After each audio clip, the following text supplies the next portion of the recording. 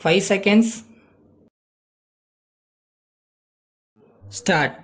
நண்பர்களே, தமிழ்நாடு மக்கள் முன்னேற்ற சங்கத்தின் 2வது ஆண்டு விழாவில் கலந்து கொள்வதில் நான் மகிழ்ச்சி அடைகிறேன். இந்த சங்கத்தைச் சேர்ந்த அங்கத்தினர்கள் பல்வேறு வழிகளில் சிறந்த சேவை செய்து வருவதை நான் அறிவேன்.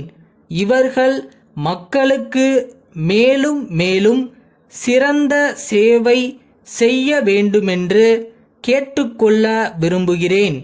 நமது நாட்டில் தற்சமயம் பல துறைகளிலும் சிறந்த முன்னேற்றம் ஏற்பட்டுள்ளது.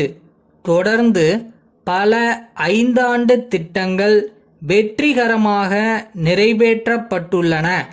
தொழில் அபிவிருத்தியும் விவசாய அபிவிருத்தியும் ஏற்பட்டுள்ளன. இதன் காரணமாக நாட்டின் பொருளாதாரம் பெரிதும் முன்னேற்றம் கண்டுள்ளது. மக்களின் வாழ்க்கை தரமும் உயர்ந்துள்ளது.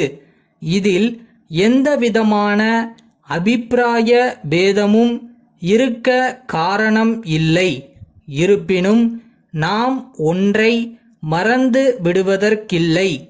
மக்கள் தொகை பெருக்கத்தைத்தான் நான் குறிப்பிட விரும்புகிறேன்.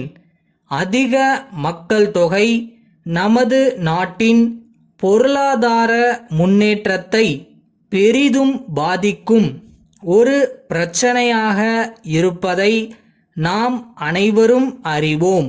மக்கள் தொகையில் நமது நாடு உலகில் 2வது இடத்தில் உள்ளது என்பதை நான் உங்களுக்கு ஞாபகப்படுத்த விரும்புகிறேன். மத்திய அரசாங்கமும் மாநில அரசாங்கங்களும் இந்த பிரச்சனையில் தீவிர கவனம் செலுத்தி வருகிறார்கள். நல்ல பல திட்டங்களை தீட்டி அவற்றை சிறப்பான முறையில் நிறைவேற்றி வருகிறார்கள்.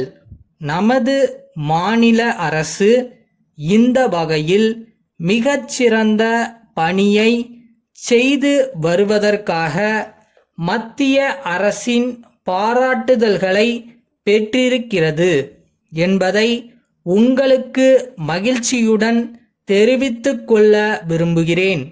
கல்வி வளர்ச்சியில் நமது அரசாங்கம் எப்பொழுதுமே கண்ணுங்கருத்துமாக இருந்து வந்துள்ளது என்பதை தெரிவித்துக் கொள்ள விரும்புகிறேன். மாநில அரசாங்கத்தின் வரவு செலவு திட்டத்தில் கல்வி முன்னேற்றத்திற்காக பெரும் தொகை ஒதுக்கப்பட்டு வருவதை நீங்கள் அறிவீர்கள். அரசாங்கம் மட்டுமல்லாமல் பல தனியார் நிறுவனங்களும் கல்வி பணியில் சிறந்த முறையில் பணிகள் ஆற்றி வருகின்றனர். இருப்பினும் நமது நாட்டின் மக்கள் தொகையில் 2/3 பங்கு மக்கள் எழுத படிக்க தெரியாதவர்களாக இருப்பது மிகவும் துரதிர்ஷ்டவசமான ஒரு நிலையாகும். கல்வி வளர்ச்சியே எல்லாவிதமான வளர்ச்சிக்கும் அடிப்படையாகும். 100க்கு 100 பேர் கல்வி கற்ற மக்களை கொண்ட நாடுகள்தான் உலகில் பொருளாதார வளர்ச்சி பெற்ற நாடுகளாக விளங்குவதை நாம் காண்கிறோம். கல்வியை விட சிறந்த செல்வம் மக்களுக்கு வேறு ஒன்றும் இல்லை என்பது சான்றோர்களின் வாக்கு. இவற்றையெல்லாம் கருத்தில் கொண்டுதான் நமது அரசாங்கம் கல்வி முன்னேற்றத்திற்கு அதிக முக்கியத்துவம் அளித்து வருகிறது. இதில் ஓரளவு வெற்றியும் கண்டுள்ளது என்பதை அறிய நாம் மகிழ்ச்சி அடைகிறோம். எனினும் இன்னும் செய்ய வேண்டியது அதிகமாக இருக்கிறது. இந்த முயற்சியில் மேலும் மேலும் வெற்றி பெற அரசாங்கத்துக்கு பொதுமக்களும் தனியார் நிறுவனங்களும் தொடர்ந்து நல்ல ஆதரவையும் சிறந்த ஒத்துழைப்பையும் அளிக்க வேண்டுமென்று கேட்டுக்கொள்ள விரும்புகிறேன். சென்னை சுவாமிநாதன் கூட்டமைப்பின் மேலாளர், மதுரை பெரிய தெரு, திரு கணபதி அவர்களுக்கு எழுதிய கடிதம். வணக்கம். எங்கள் தயாரிப்பான மாருதி தையல் இயந்திரங்கள் பற்றி தங்களின் 17/10/1985 நாளிட்ட கடிதம் வரப்பெற்றோம். மிக்க நன்றி. இந்த தையல் இயந்திரங்கள் மேற்கு ஜெர்மனி நாட்டிலுள்ள ஒரு புகழ்பெற்ற நிறுவனத்தாரின் ஒத்துழைப்புடனும் தொழில்நுட்ப உதவியுடனும் தயாரிக்கப்படுகின்றன. 6 ஆண்டுகள் உத்தரவாதம் அளிக்கப்படுகிறது.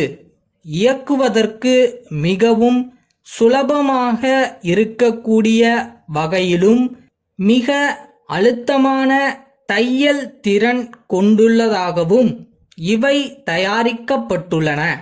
விற்பனையுடன் எங்கள் கடமை முடிந்துவிட்டதென நாங்கள் கருதாமல், விற்பனைக்குப் பிறகும் உபயோகிப்போரின் நலனை கருத்தில் கொண்டு விற்கப்பட்ட இயந்திரங்களின் பராமரிப்பில் நாங்கள் அதிக கவனம் செலுத்துகிறோம்.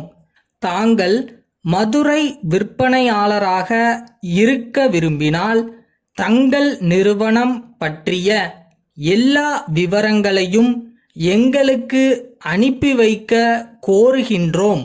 அல்லது தாங்கள் நேரில் வந்தால் இது பற்றி பேசி முடிவு செய்யலாம் என்பதை கூறிக்கொள்கிறோம்.